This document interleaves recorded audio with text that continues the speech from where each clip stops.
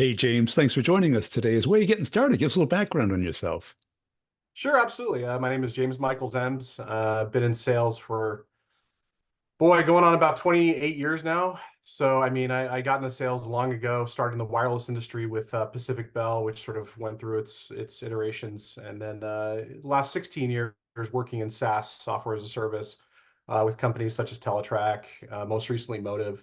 And I just took a position with a great company called Logix Board, which is a little bit of a shift from industry for me, going into more of software for freight forwarding, but amazing group of people, really excited about sort of that shift and sort of a new path in my career, which is awesome. And what do you like about sales?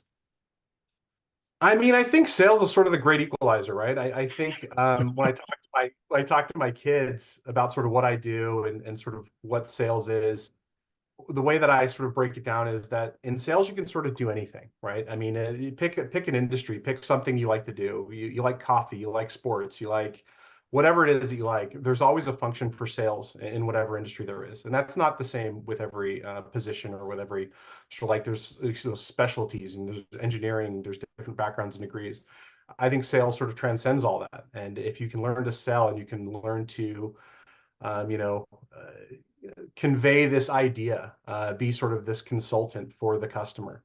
You can sort of work in any industry. Again, I'm switching after 16 years from one industry to another. It's a little bit adjacent, but it's different still. And I think that's what's amazing about sales is that it gives you that ability to do that over the course of your career. Yeah. And how have you found it moving into another industry? Do you feel like a fish out of water, or is it just learning new acronyms and new protocols and new? Yeah. I don't know yet. I have yet to sort of start and get my foot in the door. So I'll know about next month, when I really start the onboarding process, in the interview process and sort of talking with the new leaders. And they've been, again, I can't imagine, they've been amazing. And they sort of understand that I'm shifting from one industry to another industry. But again, it's similar. But they understand there's going to be sort of a curve, right, coming in. And I think I'm very excited to sort of learn how people get stuff done, even though it's software, it's still software sales, how they do things differently. And I'm excited to sort of be a different set of eyes to come in and I think look at problems differently than maybe they had looked at for a while. And it sounds like you like this space because you've been in it a while, or is that true? Yeah, I think software is again sort of again going back to sales. I think software is sort of that thing that's never going to go away, even though software can be fickle at times. And again, it's not always the most secure. Software. We read about tech layoffs, every day. But I do feel it's a comfortable area. I know a lot about it, and I love the sort of the prospects, and I love the process of dealing with software, and I love sort of being able to sort of attack those problems and find solutions. And how would you describe your view on sales? Some people view it as relationships, some people view it like a puzzle, some people view it as a Sure. process. Yeah. I view it as really it is being a paid consultant for the client.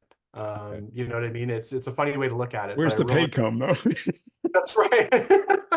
Who's paying who? Um, that's right. And I think the way I look at it is we all have a different view. When I was growing up, I had the used car salesman view of sales, right? The Kurt Russell movie, used cars, and the movie probably hasn't aged well, but that was my understanding of what salespeople do.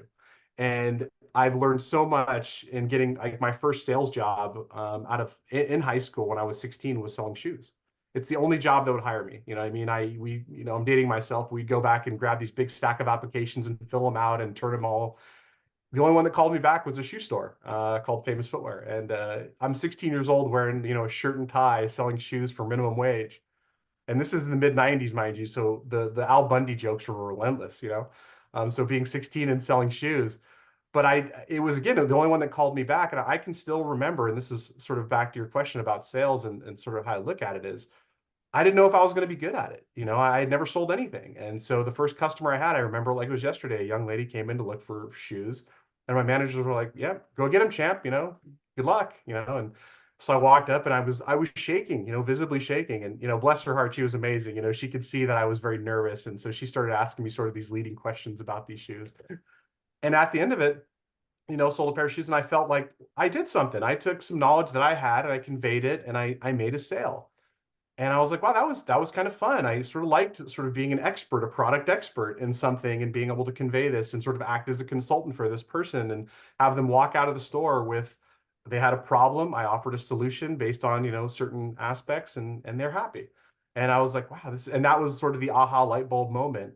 And from there went to, Circuit City, if again, aging myself. And if that was like my high school, the selling shoes was my high school, that definitely, Circuit City was my college.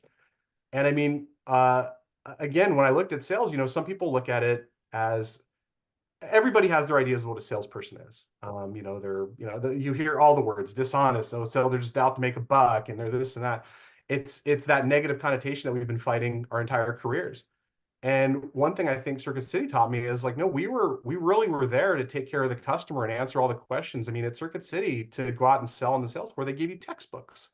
And Oh, if you were selling audio, you had to learn what an ohm was. You had to learn what watts were.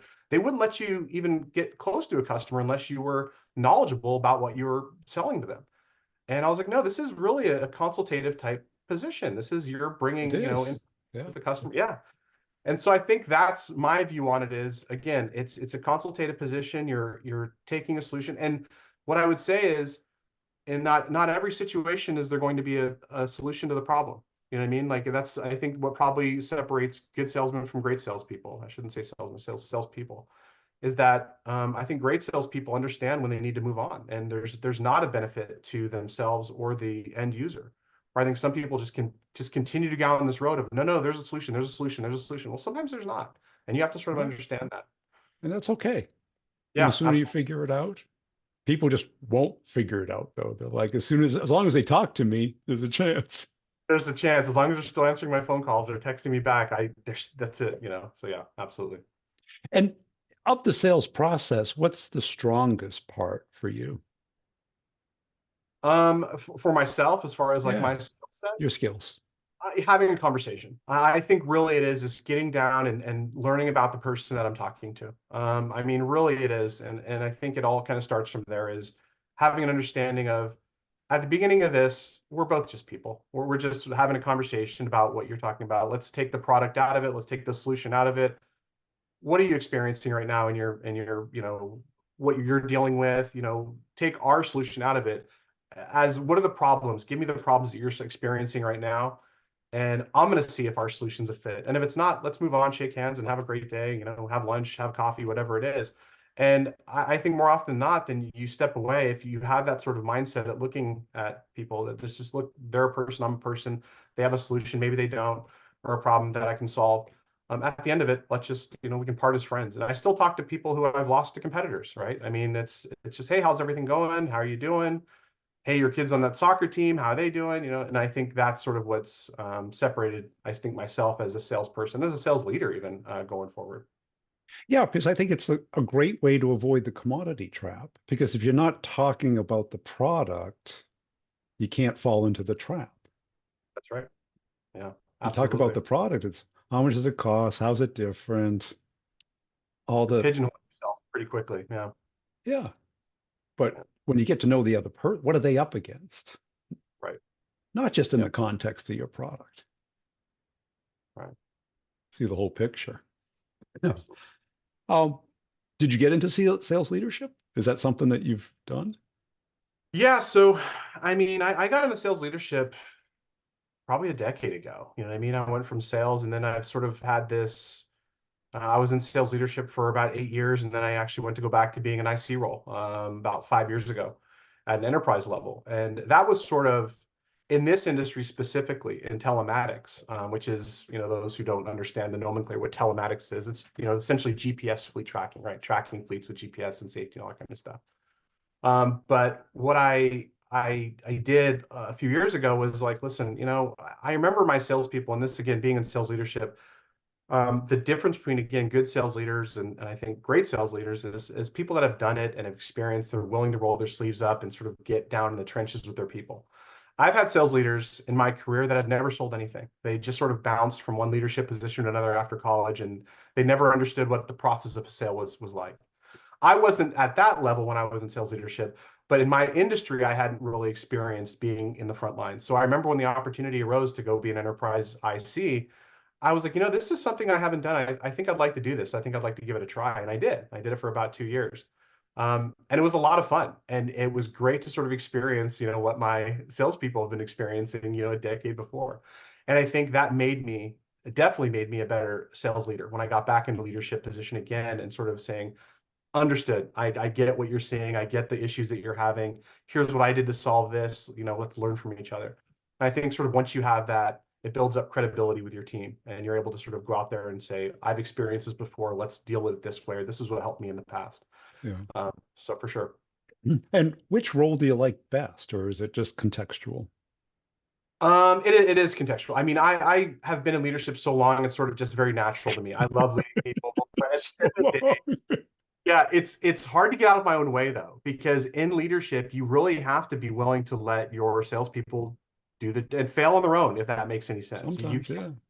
You can't step in and do everything for them. And if that's the case, you're not a sales leader anymore. You're a salesperson. So I really love sort of, seeing the same aha moments I had when I was a kid in sales and sort of, letting them know, hey, this is what I did in the past and having that light bulb go off. That's fun. I love it, those teaching moments. At the same time, it does sort of keep me in the front lines. I am able to still go out on site and visit with prospects and customers and sort of, I get enough of it to where that sort of quenches my, hunger for the sale. So And did you enjoy the selling on the inside, trying to get the company to do the things it needs to do to sell more products? 100%. I mean, I love Yeah, working cross-functionally with partnership teams and things like that. That's not always fun. And it's always the one good thing about it is it's a challenge, right? And it's it's definitely a challenge.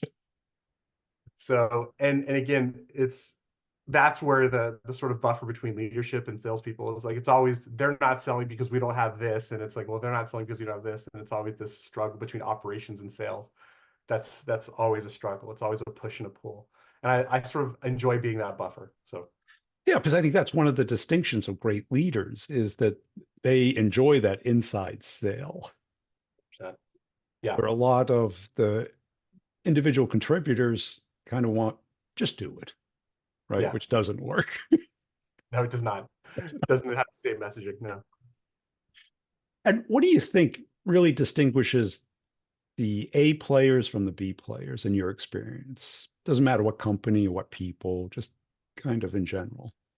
Sure. I think going back to my original point of understanding when to walk away from a potential sale, knowing where to invest their time.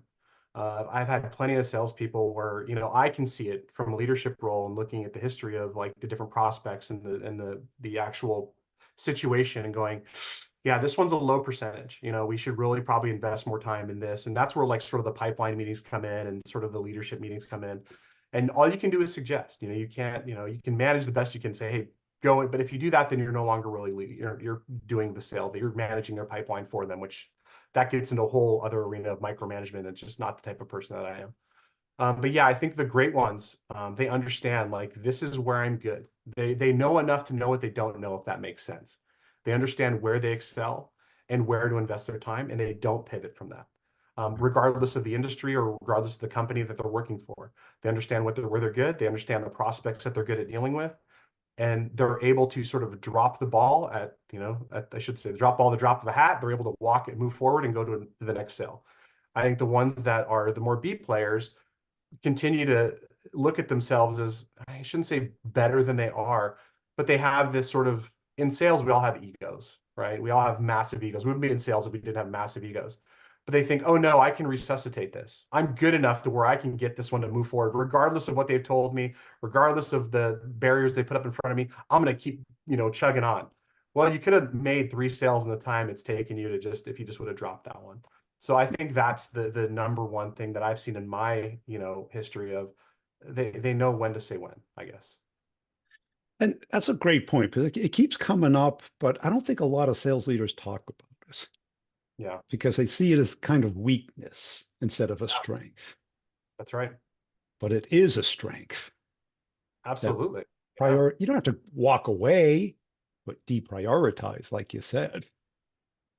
Yeah. And I think there's been a shift recently too that I've noticed that there's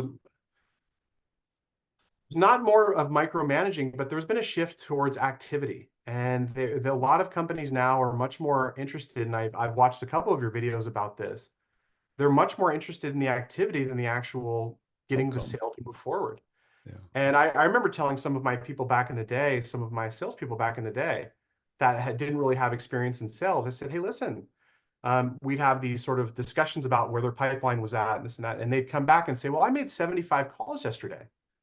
And I said, okay, yeah, that's great. I'm very, very impressed. That's awesome. You know, your dialing finger works. Fantastic. And I said, unfortunately for you though, this job is not it's not digging ditches. At the end of the day, I don't walk around and see who's got the biggest hole and say, wow, man, you just what a great job you did. You dug the biggest hole. No, at the end of the month, at the end of the day, at the end of the quarter, we look at who's got the results. And unfortunately, phone calls are not going to get you. It's an important part of the position. Smart. It's certainly a You have to part do it. that, you know, yeah, you're not going to make a sale if you don't make a phone call, that's for sure. But if all you have is the phone calls, all you have is the meetings, and you know, one of my oldest VPs said the only excuse for activity is results. So if at the end of the day you're making 100 phone calls and you didn't get one meeting out of it, well, then why did we make the 100 phone calls? You'd been better off making one and get one meeting, right? So there's been this shift I've noticed in the past few years towards just these different activities and like sort of this activity tracking, a very transactional mindset, even in the enterprise.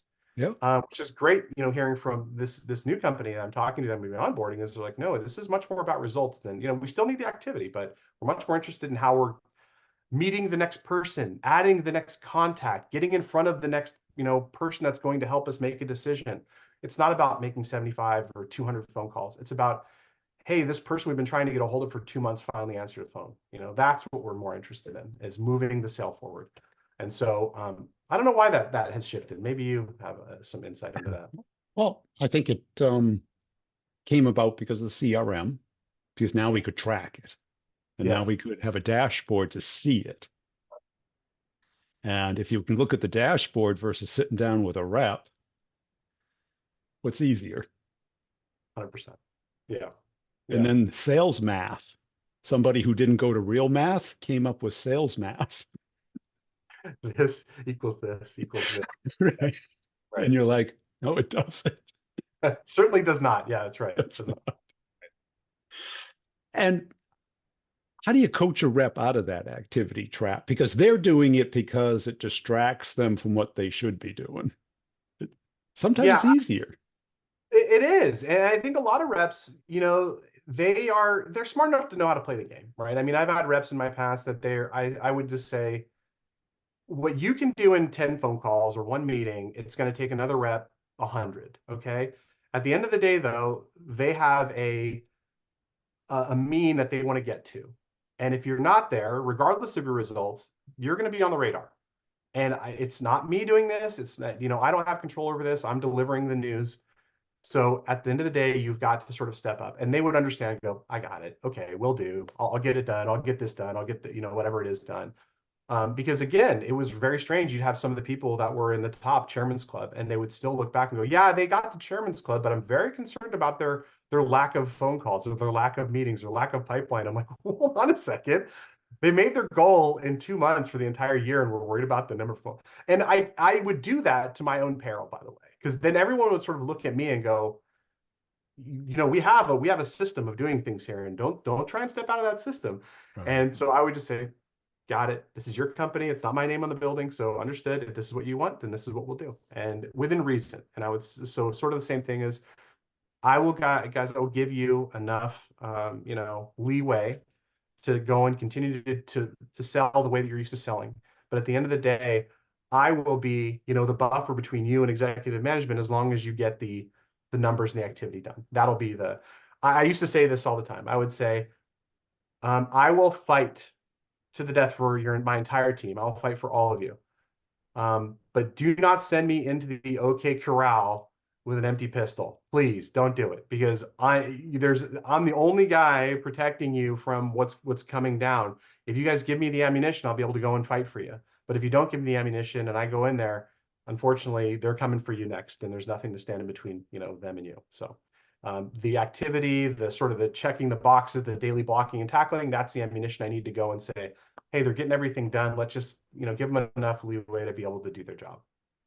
And when you're going through a forecast review, how can you tell like a committed deal or a deal that's forecasted to close that quarter is just not going to close? This is so great is we all have our group of partners in sales that we talk to like on a daily basis. I talk to my buddy Brad like every day. I talk to my buddy Terry. They're all in sales leadership. We all talk and we talk about that all the time is how do we know when someone's forecasting a deal just to kind of stay off the radar? And we know that this deal's not coming in, but yet we sort of need that deal to hit the forecast or need to hit our projections. And so if anything, I'm very consistent and conservative with my forecasting. And so what I'll do, and I think what most good leaders do is they say, listen, this deal has no shot of coming in. And the reason we know is because we go back and we look at the activity history. I think to answer your question, I think that's the easiest way is to look at, and that's where CRMs are great, right? We can go back, we can look at activity history and say, well, hold on a second. Is there something I'm not seeing here? Do you have a notepad outside of the CRM that you're keeping notes on where this thing is 90%? Because you got it at 90%, you haven't talked to him in 3 months. So what am I missing here? Fill in the gaps for me. And so that's sort of where we come out. And sometimes they just have a different idea of like, oh, well, no, it's going to close. We just don't know when. They've told us they're giving us the deal, but they just, okay, well, that's not 90%. That's at best, that's like a 25% that, yeah, it's going to close someday, but there's no next steps. We don't have the economic buyer. We don't have, the pain. Again, a lot of that stuff is overrated, but at the end of the day, you still need a good, I think the one thing that I look for in a deal that let's say is 90% is a constant communication between both, where it's not just always us calling them, it's them calling us. That's a huge red flag. If you look at the CRM and it's a bunch of outbound phone calls, outbound emails, and there's nothing coming back from the prospect saying, hey, I need this question answered. Oh, I'm meeting with procurement tomorrow to get this thing done. And if that stuff isn't happening, then it's not a 90% because there's no skin in the game from the prospect side. So I think that's hugely important when you're dealing with forecasts. And what do you think an A-level first line sales manager does that a B doesn't do? Um, Roll up their sleeves and really and be willing to do everything that the salesperson is willing to do. I mean, again, and this is just for my own opinion, right? It may not be the right answer. My opinion is you should never be, unwilling to do what a salesperson has to do on a day-to-day basis. If I have to get on a plane and travel to the prospect to get a contract signed because my salesperson has a sick kid, then I'm not worth sitting in this seat. I have to be willing to do that. And I need to also know how to do it. Again, I've Yes. had sales leaders in the past that didn't even know how to run an order through CPQ in Salesforce. They had no idea. And so if that salesperson was going on vacation, they said, well, hey, I got this deal coming on Thursday. Can you please do me a favor and send in the new order form in CPQ? They'd be like, I don't know how to do that. That's not what I do. I run forecasts. I run dashboards. I don't. So, and the same thing like with IT situations when they would say, hey, my sales loft isn't working. I can't make outbound dials for my sales loft. Well, I had my own sales loft account, so I'd be able to get in there and sort of troubleshoot it for them and say, give me till the end of the day. I'll work with our IT team and see if I can get it fixed for you. That's the kind of stuff I think good sales leaders have to do. I think that's the difference between an A sales leader for this B sales player. They're like a B, leader will say, I don't know, reach out to IT, give them a call.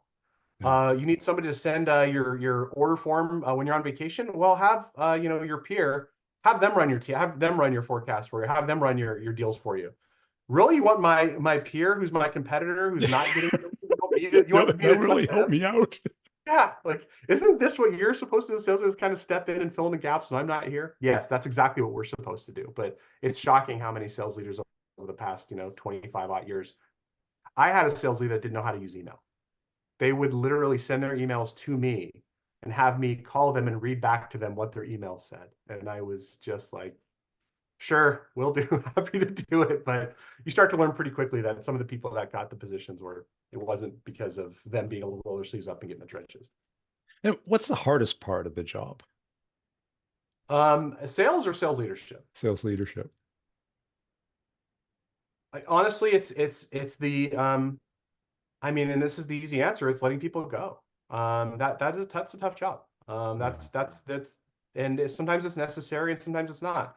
Even when it's necessary, it's still a really tough time because especially when people aren't expecting it. I've been on that side. I think everybody who's been in sales has been on one of the other sides of those. And when you're dealing with someone's livelihood and how they sort of provide for their family, But the one thing that we know about being in sales is that is always a possibility, regardless of how well you're doing. And I've told my kids that, I've told my salespeople that, is this is very much a mercenary type job. It's a real kind of crude way to put it. But again, going back to Circuit City, I remember reading a story in the paper when Circuit City brought in their top 10% earners and fired all of them because they were just costing too much money. And I thought to myself, that's the craziest thing I've ever heard. They're the top earners. Why would you get rid of those? But it continues to happen. It continues to where, just because you're a top earner or you're top 10%, that's not going to absolve you from, potentially being a reduction in force, right? So that's the toughest for sure. Toughest part of the job. I think everything else is sort of just expected, but yeah, that's still to this day is tough. And how about the hiring? Is that something you're good at? Love hiring. Do Love you? hiring. I mean, like I will say this, and I think I've watched a couple of your videos like this. The hiring nowadays is so, and I know this from just going through the hiring process of getting with a new company, is so crazy. Now, they've turned this into like, I mean, where it used to be you'd had a couple interviews, maybe you had one or two interviews, and then you'd have a presentation and you'd give the presentation. Now, this has turned into where like some of these companies are interviewing you 12 times before they even narrow it down. And I'm like, well, I can see this coming down, especially I live in California. So I'm guessing this is going to, because so many people have been complaining, especially in tech. Like, I bet there's going to be something you watch if the government has anything to do about it. They're going to be like, hey, listen, you can only interview them so many times, but you have to start Start paying them paying for their them. time. Yeah, like you have to give them an hourly rate. But I think they're just like, well, we just need to talk to this person, this person. And it's gotten so it's like, well, listen, people, if we don't know after like the fifth interview that this is our person, then they're not our person. Like that's Yeah. that. Let's just move on. But they're so it's crazy now, these steps that we make these people go through. And I think we can, because I think there's a lot of disparity. And I think there's a lot of, the economy's not great right now. And people really want Need jobs. And I think jobs. Yeah. companies are taking full advantage of that. And unfortunately, again, this last company it was fantastic. I think we got through the process in I think like 2 weeks, which that's fantastic. I was interviewing with other companies that took, we had been going for 2.5 months and they still didn't have a next step, in the process. And that's just crazy. It's not a good thing to do. But going back to the original, I love hiring. Yes, as long as we have, I think there needs to be some guardrails in place of what does this process look like, and let's make sure we're explaining that to the candidate. And I used to do that my previous company I would hire. I'd say, listen, this is how the process goes. You're met with the recruiter, you met with myself. Everything looks good on my end. We're going to move you forward. You're going to speak to my boss, and then we're going to have you do a presentation. If the presentation goes well, regardless of whether it goes well or whether it goes not so well, we're going to let you know that day. We're going to have a decision. We're all going to get together in a room. We're going to let you know that day. And that was great. I think as long as you explain to them how the process looks, it's fine. It's when the process isn't explained that you sort of get into this, weird dynamic. And what particular characteristic or thing have you noticed that tips it for you personally when hiring? Having the ability to have an effortless conversation. Not having to crowbar a sentence out of a person, especially when you're dealing with sales, right? Because if I'm having to crowbar answers out of you or just for you to expand on answers, boy, you're going to have a lot of trouble when it comes to conveying a message to a prospect, to something as complex as software, especially when dealing with like fleet software. And our prospects, especially in the telematics realm, because it was so different in telematics versus like a wireless, right? Wireless, you're dealing with like CTOs, you're dealing with very, people that understand sort of advanced technological concepts. In telematics, a lot of times you're dealing with like, very blue collar type. They don't really understand or care what software is going to do for their business. They've run it old school for 20 years. They really don't care. So you have to take something that's perceived to be like sort of complex and technological and convey it to someone who has really no interest in hearing anything complex or technological. And that's sort of what I would tell my candidates is like, how do you do that? How do you take something that's so complex, so technological, and sort of make it palatable for a decision maker who, he started out as a truck driver and now he owns a fleet of, 500 vehicles, and he's, got this, company worth hundreds of millions of dollars, and he's run it the same way for the last 15, 20 years. How do you take something that he's never used and make it palatable? And that's sort of then shut up and just let them, answer. And if they had trouble answering that, then that usually would tip the scales for me. Yeah, because a lot of people are used to just answering questions versus conveying value and communicating how things work in layman's terms. Right. 100%. And yeah, anyway. And if you had to do your career all over again, what would you have focused on differently? Oh boy, it's a great one. Um, Oh, yeah, it's good. yeah, I mean, I don't, I never like to look in the rearview mirror. I don't think I would have done anything differently, quite honestly. I really like where I'm at. Yeah. So I mean, is there people that I liked working for less than other people? Sure. Is there, but I remember, going back, and I was working for, at the time, Pacific Bell, which turned into AT&T. There was this, it was singular than AT&T. Um, and I remember, being there for so long. I was there for about 8 years. And I just remember thinking, this is just, I've been doing this for so long. And I took a risk and went to go work for sort of a startup at that time in our space. And it didn't even last a year and a half. Yeah. So I look back at that and go, geez, man, maybe I should have stayed at AT&T. So you got to sort of go back and look. But if I didn't do that, then maybe I never would have got to where I am in leadership. So, but I took a couple risks, with my career and going to smaller startup type companies. And I wouldn't say I regret it. But when in those situations where you're uncertain, and you have uncertainty with your family because you decided to, well, I'm going to take a risk and go for this, sort of company that didn't do so well. Those weren't always the most fun times. But again, I don't think I would change it. I think I had a good time doing that. And I think I learned a lot in the process. And I think that's the worst part, is having to go through something like that and not learn something from it. So Yeah. Great. Appreciate your time today, James. Where can people go to connect and follow you? yeah, you can find me on LinkedIn, and I'm happy to answer any questions. And this is, again, was just a pleasure. I'm a huge fan, and hope we can talk again soon.